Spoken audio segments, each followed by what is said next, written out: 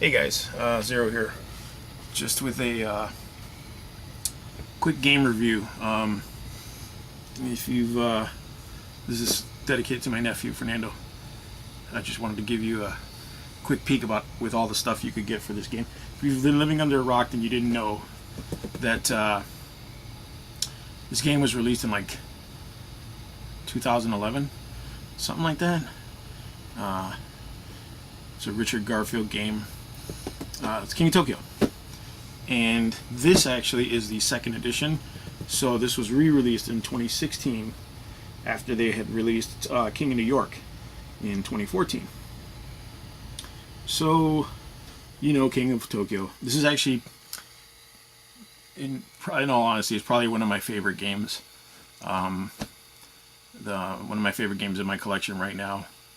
There's very few games that I've played or own that I have more fun with. I mean, there's games I like for different reasons that are probably higher on the list, like because they're more miniature based or whatever. But as far as just fun games, this is probably the best game I've ever played with my friends, with my family. My son now plays. He loves this game. We just taught my daughter how to play. She loves it. You know, she's just learning how. But you get the premise of the game is, you know, you're giant monsters and you're fighting to take over Tokyo. It's pretty basic. You roll. You have a game board that you fight over. And if there's more than a certain amount of players, you actually get to have 2 monsters in Tokyo, which is pretty cool. You get 6 monsters in the initial set. You get these sets of dice. These green ones here are actually extra dice you would roll based on power-ups. You get a ton of tokens to represent things in the game for you. You get plastic standees for your little monster card.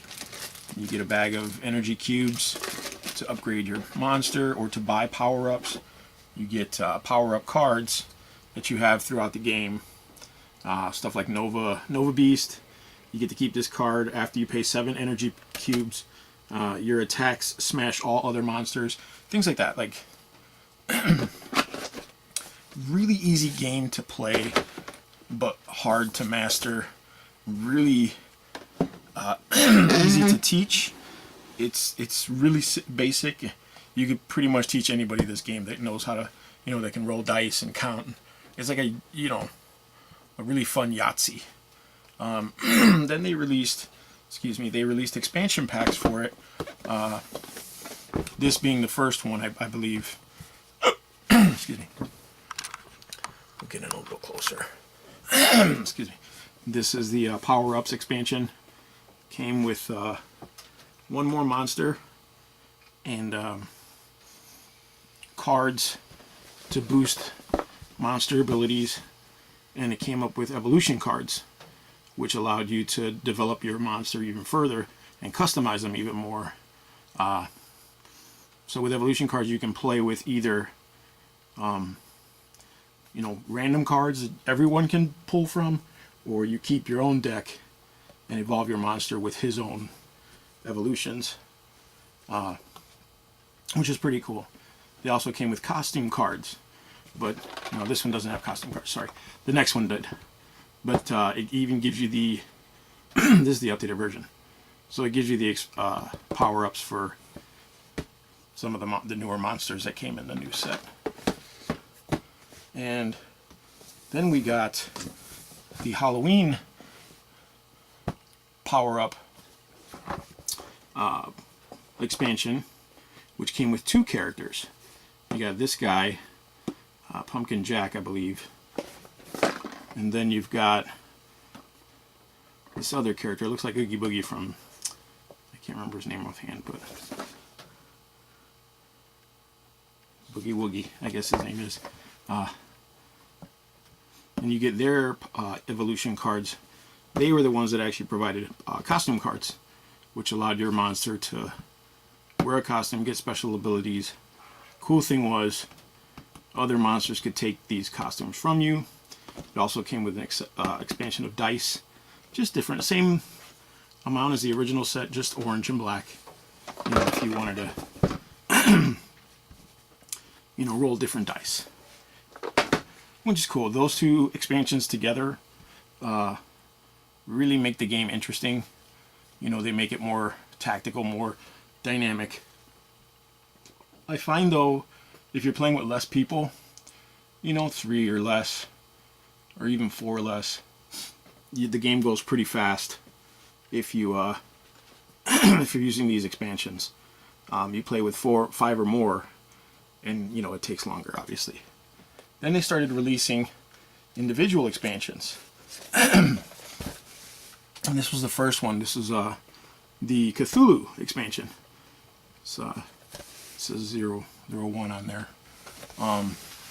And I picked this guy up because, I mean, I like Cthulhu, and each one of these expansions comes with, you know, your character card, his stat card, or game card, whatever you want to call it. It came with evolution cards, but it also came with evolution cards for King of New York. So this is the first expansion that actually encompasses both games. And Cthulhu is really cool. He's kind of like got a lot of sub powers, you know.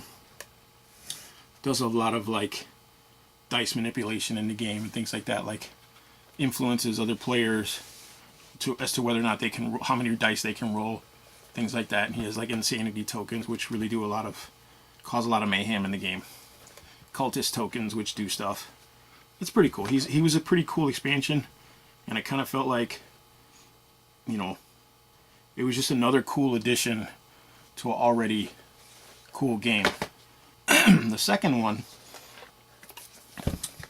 was the King Kong expansion, and they already had like the King, which was a giant gorilla, you know, prehistoric gorilla type monster. And kind of releasing King Kong, I was kind of like, you're kind of rehashing the big gorilla thing. And having played this expansion, I mean, he actually comes with the same thing, power-ups for New York and Tokyo, or evolutions for New York and Tokyo, sorry. But he also comes with towers. You can either add the Tokyo Tower to your game or the Empire State Building, depending on which game you're playing. And that actually adds a tier of challenge to the actual game overall. So like, you know, he's not affecting one monster, he's actually affecting, you know, what he puts out actually affects the whole game. And it's not really him doing it like with Cthulhu. It's more like the tower's there, and now it actually adds a level of challenge to the game, which is kind of cool. I played with him though. He's got a really weird power-up card that he gets. Like, you get the, you know, it's got the damsel in distress thing, and it's really weird. His evolutions are pretty good, but he's nothing to write home about. I mean, it's not like the change that Cthulhu brought to the game. The tower is really cool, so if you want that, go on ahead and pick up this expansion. It's only like $10 for the most part if you find it in your local gaming shop.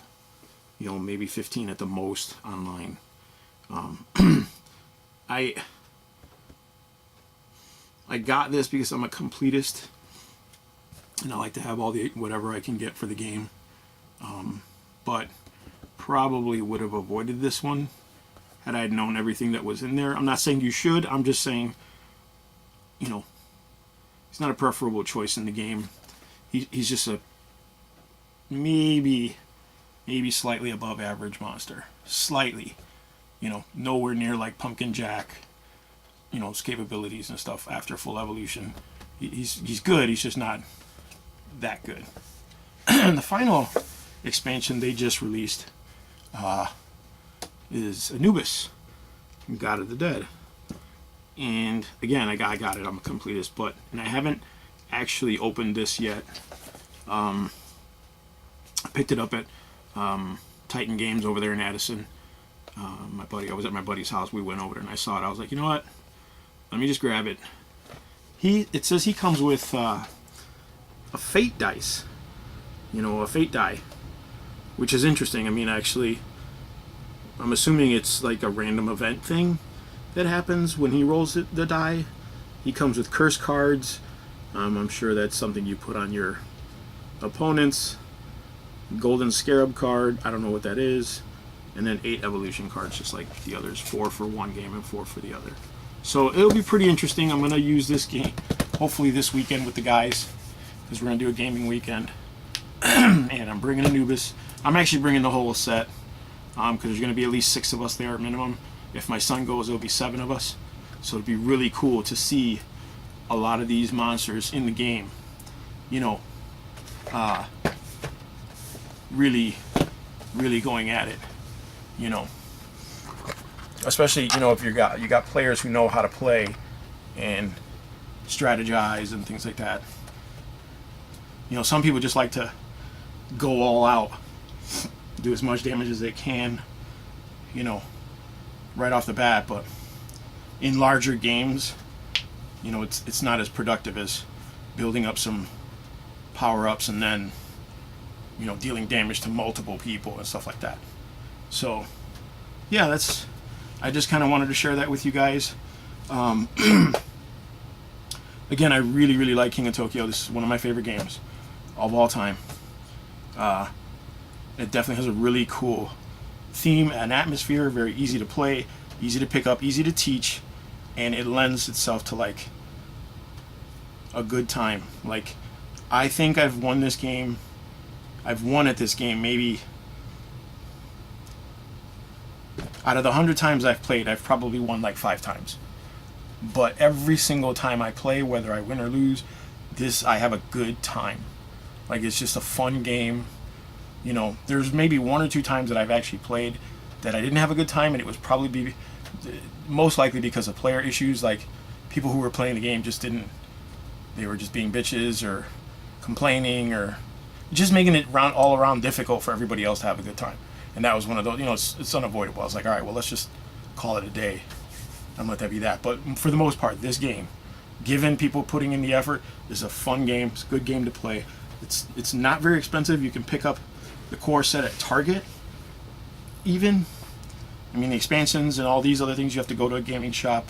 But nonetheless, it's all still out there. It's all available. None of it's gone off the shelf and super rare type stuff, which I kind of don't like with expansions for games. They get on the internet and it's like, oh, well, it's rare, so now it's like $100. It's like, nah, fuck that. But yeah, that's it. That's my King of Tokyo review. I'm really excited to play these 3 guys this weekend to really get into what these expansions actually offer to the game. But if you haven't tried it and you're into any kind of board games, give it a try. Even old school players, if you've played Yahtzee, dude, you're gonna love King of Tokyo. New school, whatever, you're gonna love King of Tokyo. It's a fun game. If you don't like it, it's not for you. But I really think most people generally, my wife even loves this game, and she's very difficult to convince on a game. But all the kids, my wife, everybody loves this game. But yeah, that's my thoughts on the King of Tokyo game. Thanks for watching, guys.